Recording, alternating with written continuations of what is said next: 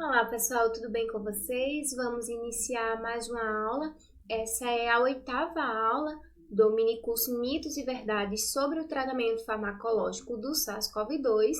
Hoje nós iremos falar sobre a nitazoxanida, que é mais conhecida como Anita, né, que é o nome do medicamento de referência, e que atualmente trata-se de um fármaco antiparasitário, mas que tem sido um forte candidato para o tratamento da Covid-19. Então, vamos estudar um pouquinho sobre esse fármaco, principalmente em relação à farmacocinética, os aspectos farmacodinâmicos e também os principais estudos que temos até o momento, utilizando a nitazoxanida como esse tratamento para a Covid-19. Então é isso e vamos começar a nossa aula. Como eu falei para vocês, a Anita é o medicamento de referência. A nitazoxanida é mais conhecida como Anita, justamente por ser o medicamento de referência e é um fármaco antiparasitário de amplo espectro. Amplo espectro porque a gente vai ver que ele vai ter diversas indicações, vai ser utilizado para o tratamento tanto de helmintos como também de protozoários e alguns outros micro-organismos. Então, assim, dentro da farmacologia de antiparasitários, a Anita é, sem dúvida, esse fármaco ouro, né, digamos assim, porque realmente é um fármaco que possui muitas indicações e que é bastante utilizado aí para o tratamento de parasitose. Então, falando um pouquinho agora sobre a nitazoxanida. A nitazoxanida, como eu falei, é um agente antiparasitário oral de amplo espectro e que foi sintetizado originalmente na década de 80, tendo como base a estrutura de um outro fármaco antihelmíntico chamado de nicosamida. Então, aqui mostra a estrutura da nitazoxanida e ela vai ser, o medicamento, né, vai ser apresentado de duas formas, tanto em comprimido revestido, como também na forma de pó para suspensão oral. No caso do pó para suspensão oral, vai ter uma diferença aí de biodisponibilidade. A suspensão oral, ela tem 70% de biodisponibilidade, por isso é necessário, então, reajustar a dose para que ela fique com a biodisponibilidade completa, como o comprimido revestido. Falando um pouco sobre a farmacocinética da nitazoxanida, é um fármaco que deve ser administrado com alimentos, porque isso vai garantir uma elevada absorção do medicamento no trato gastrointestinal e isso vai fazer com que haja um aumento da biodisponibilidade do fármaco no plasma. Então, outra coisa importante de ser falada a respeito da nitazoxanida é que ela é um profármaco. Eu já falei um pouquinho aqui sobre o conceito de profármaco no minicurso durante o decorrer das aulas. No caso, a nitazoxanida ela precisa passar por reações para que ela se torne, né, um outro composto, nesse caso a tizoxanida, que é o composto ativo da nitazoxanida. Então, uma vez que você fez a administração oral, seja em pó ou seja em comprimido, a nitazoxanida ela vai sofrer essa reação.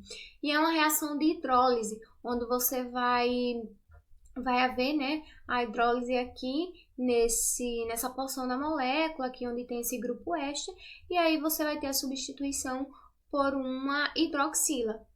Então, essa hidrólise vai ser catalisada por enzimas esterases plasmáticas que vão converter a nitazoxanida em tizoxanida após esse processo, né, essa reação de hidrólise. A tizoxanida, por sua vez, ela também vai passar por outra reação. Nesse caso, uma reação de fase 2, que a gente chama, que é uma reação de conjugação, onde vai ser conjugado a essa molécula de tizoxanida uma outra molécula adicional que é chamada de glicuronídeo. Então, a gente vai ter a formação de um glicuronídeo de tizoxanida. Então, basicamente, vão ser essas duas reações que vão acontecer. A reação de hidrólise, inicialmente, e depois a reação de conjugação, que é uma metabolização de fase 2, como nós chamamos. As concentrações plasmáticas da nitazoxanida e também dos seus metabólitos vão ser detectadas após a administração em um tempo de aproximadamente de 1 a 4 horas. Então, é nesse tempo que a nitazoxanida e seus metabólitos vão desenvolver o seu efeito farmacológico.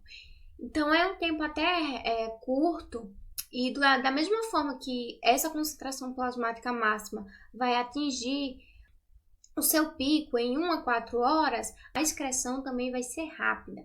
Então, acaba que o efeito farmacológico da nitazoxanida só vai durar ali menos de um dia.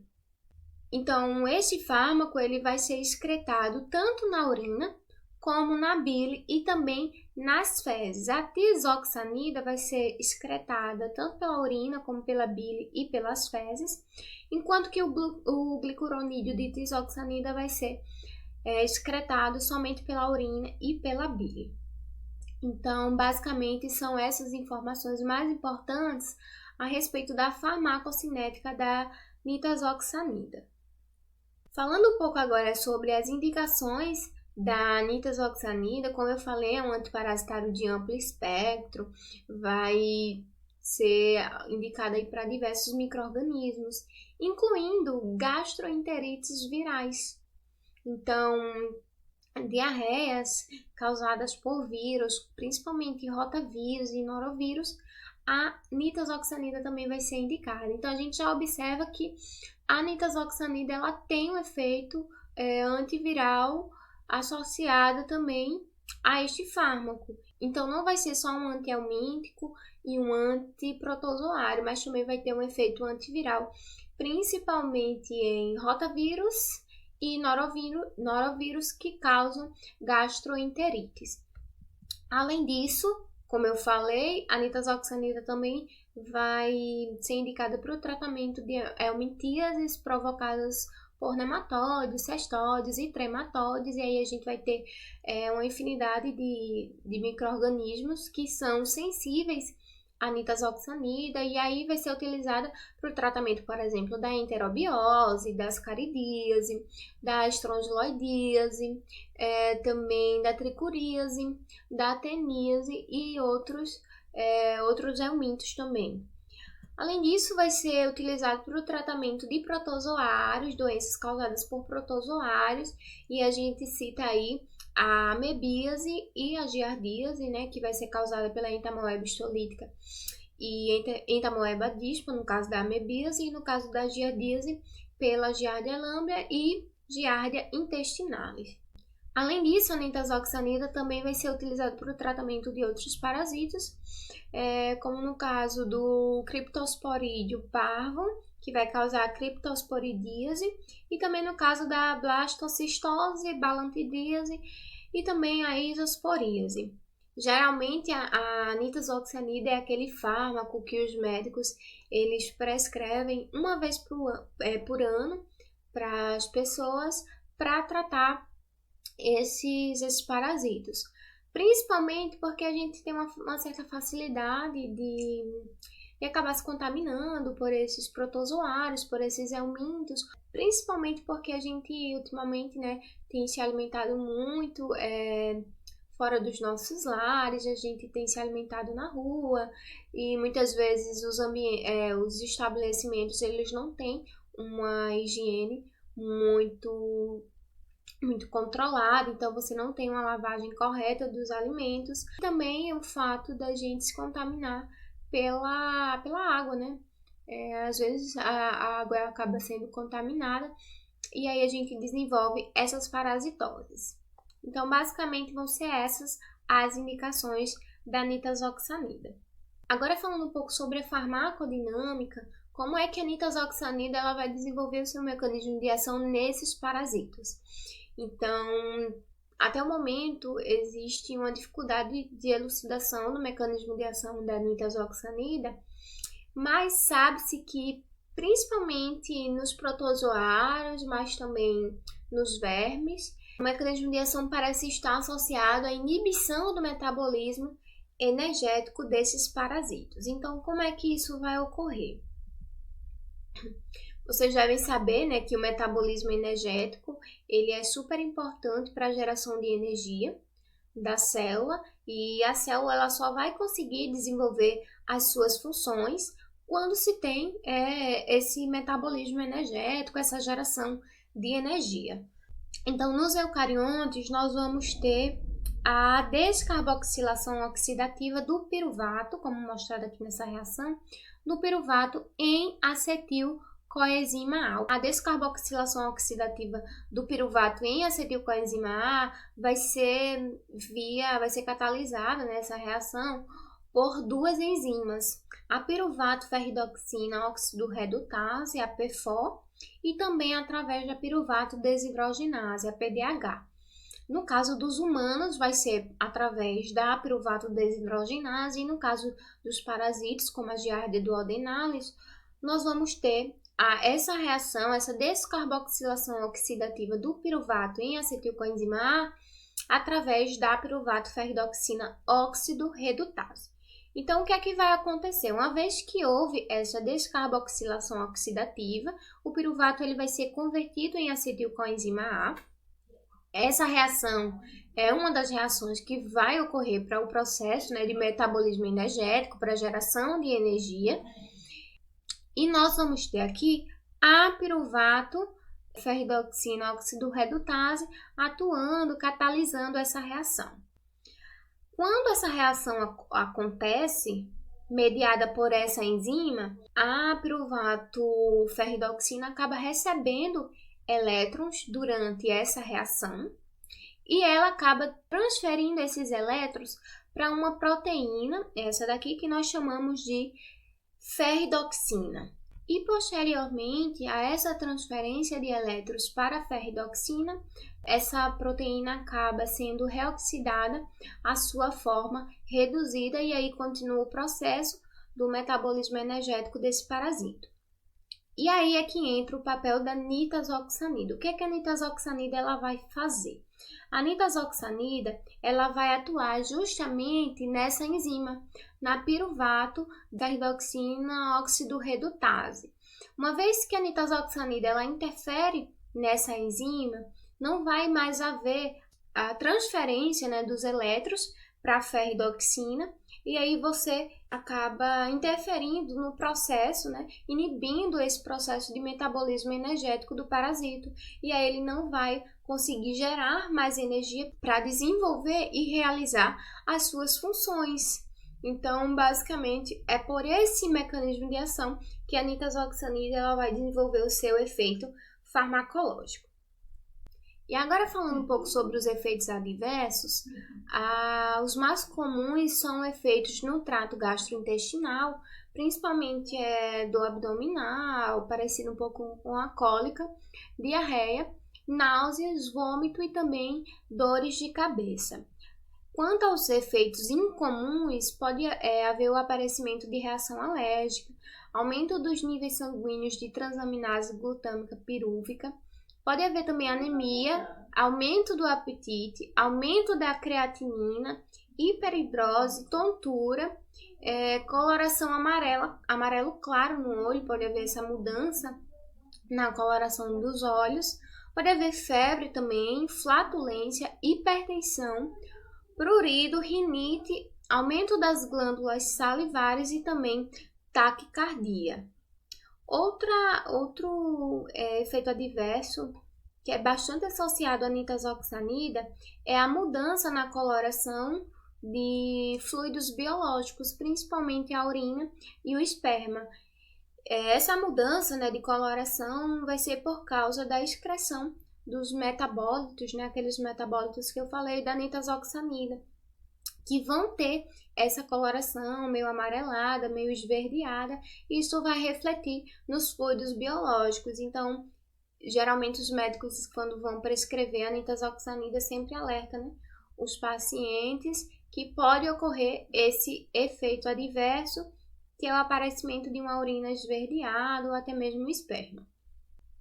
Outra coisa importante de ser falada é que a nitazoxanida ela vai possuir algumas contraindicações, como no caso de pacientes que possuem doenças hepáticas e também os pacientes que possuem doenças renais. Então, vão ser basicamente essas duas contraindicações.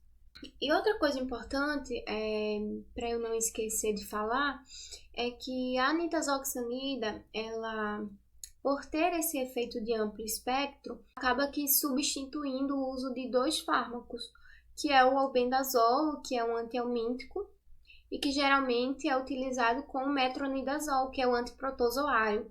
Então, você, ao invés de utilizar dois fármacos, acaba utilizando somente um, que é a anita, e que vai ter um efeito uma atividade de amplo espectro nesses parasitos. Então, um fator até positivo para a nitazoxanida essa questão. E além disso, a nitazoxanida ela ainda vai ser menos tóxica que o metronidazol, que vai possuir bastantes efeitos adversos. Então, é até uma substituição legal de ser feita, que é utilizando a nitazoxanida no lugar desses outros fármacos. No entanto, se nós observarmos, comparando a nitazoxanida com a ivermectina, né, que é o fármaco que eu falei, a nitazoxanida acaba apresentando mais efeitos adversos que a ivermectina. Então, deve ser utilizada aí com mais cautela, justamente porque ela não vai ser tão tolerável como a ivermectina é. Então, deve-se ter um cuidado aí na utilização desse fármaco. E aí, a gente entra naquela mesma pergunta. Qual a relação da nitazoxanida no tratamento da Covid-19? Então, é isso que nós vamos observar agora e falar um pouco sobre as evidências científicas e os estudos que nós temos até o momento. Esse estudo aqui mostra que já há alguns anos, vários estudos em laboratório, principalmente estudos in vitro, estão sendo realizados utilizando a nitazoxanida, e esses estudos acabaram revelando que a nitazoxanida ela possui uma atividade antiviral de amplo espectro, e também não só da nitazoxanida, mas também do seu metabólito ativo, a tizoxanida. Então, já há alguns anos a nitazoxanida, né, o efeito antiviral da nitazoxanida vem sendo bastante estudado. E aí, nesse estudo, por exemplo, foi observado que a tizoxanida, né, que é o metabólito ativo da nitazoxanida, conseguiu inibir a replicação de 16 cepas de influenza A. E aí apresentou uma concentração inibitória de 50%, que varia entre 0,2 a 1,5 microgramas por ml. Além disso, a tizoxanida também apresentou um efeito antiviral sobre a cepa de influenza B, sobre o vírus para a influenza, que apresentou, né, uma concentração inibitória de 50% de 0,1 microgramas por ml, e também apresentou um efeito antiviral sobre o vírus sincicial respiratório A2, apresentando uma C50 de 0,3 microgramas por ml. Então, de fato, parece que a nitazoxanida e seu metabólito ativo apresenta uma atividade antiviral interessante de ser estudada, pelo menos demonstrada in vitro, principalmente em vírus que afetam o trato respiratório. Então, provavelmente é a partir desses estudos que surge a nitazoxanida como esse candidato para o tratamento da Covid-19, já que se trata, né, do SARS-CoV-2, que é um vírus que também afeta o trato respiratório. E aí, a partir desses estudos, os pesquisadores também avaliaram por qual via a tizoxanida desenvolveria o seu efeito antiviral sobre a influenza principalmente. E aí foi observado que a tizoxanida ela é capaz de bloquear a maturação da hemaglutinina viral, que é uma glicoproteína que vai estar envolvida na ligação do vírus ao receptor presente na célula hospedeira. Além disso, foi provado que a tizoxanida não interfere em outras glicoproteínas, que são bem características e que são alvos de fármacos utilizados no tratamento da influenza, como no caso da glicoproteína neuraminidase, que é alvo farmacológico do oseltamivir, que é um fármaco muito utilizado aí para o tratamento da influenza. E também não houve interferência em outra proteína chamada de proteína M2, que é uma proteína que é alvo farmacológico da amantadina, que também é outro fármaco utilizado aí para o tratamento da influenza. Então, parece que, de fato, a tisaoxanida, ela só vai acabar interferindo na maturação da hemaglutinina viral. Esse outro estudo também é bem interessante, porque ele já começa a falar sobre os coronavírus. Esse estudo são estudos de 2014 e 2015, onde os autores avaliaram a atividade da tisaoxanida e da nitazoxanida sobre coronavírus. A tisaoxanida, por exemplo, conseguiu inibir a replicação de um coronavírus canino, o coronavírus S378. Esse estudo foi feito em células A72, que são células caninas, onde foram infectadas com esse tipo de coronavírus. E aí foi observado que a tisaoxanida conseguiu inibir a replicação desse coronavírus na concentração de 1,1 microgramas por ml. Então, é um resultado bem interessante e bem semelhante com o que foi observado na atividade antiviral da tisaoxanida lá no vírus da influenza. Já esse outro estudo aqui, que foi feito com a nitazoxanida, mostra que a nitazoxanida também possui um efeito antiviral sobre outros coronavírus, incluindo o MHV-A59, que é um coronavírus murino, outro coronavírus, o BCoV-L9, que é um coronavírus bovino, e também esse outro coronavírus, que é o HE-CoV-4408, que é um coronavírus humano que vai afetar, né, o sistema etérico, então é um coronavírus entérico. E aí foi demonstrado que a concentração inibitória de 50% para esses coronavírus ficou ali aproximadamente em 0,3 microgramas por ml. Inclusive foi observado que nesse estudo a nitazoxanida parece interferir na expressão de uma proteína que é muito presente no coronavírus, que é a proteína N viral. Então, a nitazoxanida acaba inibindo a expressão dessa proteína presente lá no coronavírus.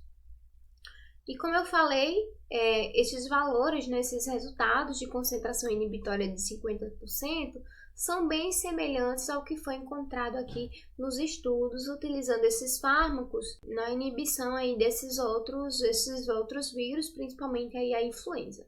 Já esse outro estudo é um estudo bem interessante, porque ele mostra o efeito antiviral in vitro da nitazoxanida sobre células infectadas com o MERS-CoV, que foi aquele coronavírus que afetou o Oriente Médio. Então, nesse estudo foi estudado tanto o efeito antiviral da nitazoxanida como do seu metabólito ativo. E aí foi observado que a concentração inibitória foi de 0,92 e 0,83 microgramas por ml, respectivamente. Então, são resultados bem interessantes que, de fato, acaba tornando a nitazoxanida como esse novo candidato ao tratamento da Covid-19. E se nós observarmos, os resultados da concentração inibitória acabam ficando em torno de 0,2, 0,1 a no máximo 1,5, 2 microgramas por ml. Então é um resultado até bem interessante. E a partir desse estudo a gente já começa a avaliar a nitazoxanida desenvolvendo seu efeito antiviral contra o SARS-CoV-2. Esse estudo é um estudo de 2020, foi publicado na Cell Research e mostra justamente o efeito antiviral da nitazoxanida. E o que é que nós temos de resultado? Foi observado que a concentração efetiva de 50% da nitazoxanida foi igual a 2,12 micromolar. A concentração citotóxica de 50% foi igual a 35,53 micromolar. E como eu venho falando, em todas as aulas, isso acaba refletindo no índice de seletividade, que foi maior que 16,76 vezes. Então, acaba que a nitazoxanida ela é 16 vezes mais seletiva para o vírus, para o SARS-CoV-2, do que para a célula hospedeira. No entanto, se nós compararmos com o Remdesivir, que é um fármaco muito promissor para o tratamento da Covid-19, que também foi avaliado nesse estudo, a gente observa que o Remdesivir acaba sendo muito mais potente que a nitazoxanida, refletindo aqui, né, no resultado da concentração efetiva de 50%, e também acaba sendo menos tóxico que a nitazoxanida. E isso reflete lá no índice de seletividade, 130 vezes mais seletivo o Remdesivir para o vírus do que para a célula hospedeira. É um resultado interessante, mas acaba que não é tão potente quanto outros fármacos que estão sendo estudados até o momento para o tratamento da Covid-19. No entanto, vale salientar, né, que nós estamos falando de estudos in vitro até o momento. Inclusive, nós não temos ensaios clínicos terminados até o momento. Então, a gente bate lá na mesma tecla que eu falei na aula da ivermectina, que também nós não temos ensaios clínicos, então fica difícil avaliar o efeito, né, a eficácia desse fármaco em humanos. Então, os nossos dados até o momento, os resultados que estão disponíveis até o momento, são resultados in vitro, que, como eu já venho explicando para vocês, não são estudos muito confiáveis, porque são estudos in vitro e lá na pirâmide de nível de evidência, os estudos in vitro, eles não vão ter um alto nível de confiança, não vão ser tão confiáveis quando a gente compara os estudos in vitro com ensaios clínicos randomizados, por exemplo. Então, a gente ainda vê a necessidade de ensaios clínicos para avaliar não só a eficácia, mas também a segurança, porque a gente sabe que a dosagem pode não ser a mesma, que já é utilizado como antiparasitário, então tudo isso precisa ser realmente avaliado. No entanto, eu trouxe esse outro estudo, que é um estudo bem interessante para a gente avaliar sobre como a nitazoxanida poderia atuar em pacientes acometidos, né, com a Covid-19. Esse estudo foi um estudo de 2012 e mostra que, além da atividade antiviral da nitazoxanida, este fármaco parece ter um efeito imunomodulador. Ele acaba interferindo no sistema imunológico, inibindo a produção de citocinas pró-inflamatórias, principalmente TNF-alfa, interleucina 2, 4, 5, 6, 8 e 10 em células mononucleares do sangue periférico. Então, isso foi observado nessas células, que a nitazoxanida parece inibir a produção dessas citocinas pró-inflamatórias.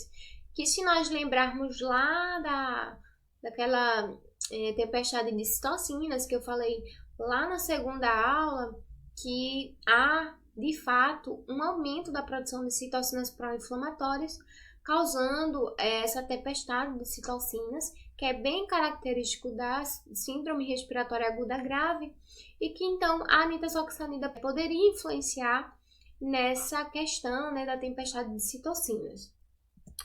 Esse outro estudo é bem interessante porque é um estudo em vivo, que foi feito com camundongos, onde foi realizada a administração oral da nitazoxanida na dose de 100 mg por quilo.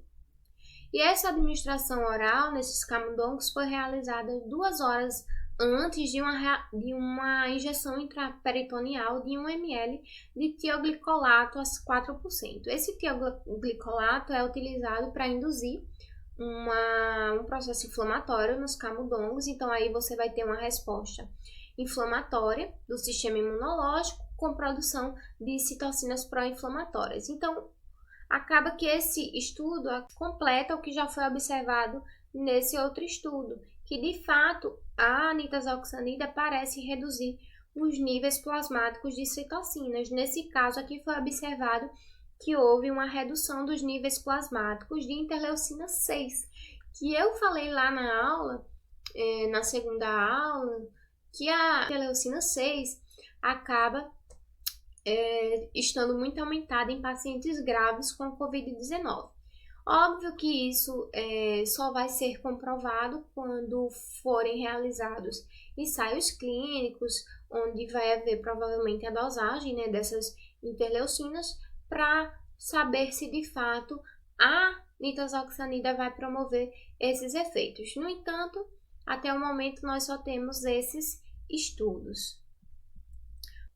Outra coisa interessante que eu gostaria de falar é que nesse ano, no ano de 2020, se eu não esteja enganada, foi no dia 16 de abril ou dia 15 de abril, a nitazoxanida ela foi incorporada à portaria 344/98, que trata justamente de medicamentos controlados. Antes disso, a nitazoxanida era vendida livremente nas farmácias, qualquer pessoa poderia comprar sem uma receita.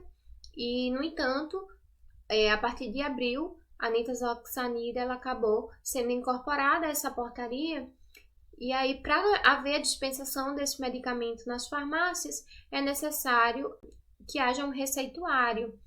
E aí que vai ficar, né, um receituário em 2 vias e vai haver a retenção de uma dessas vias pelo farmacêutico. Então, é um fator muito positivo aí, já que houve um aumento muito grande do uso de ivermectina.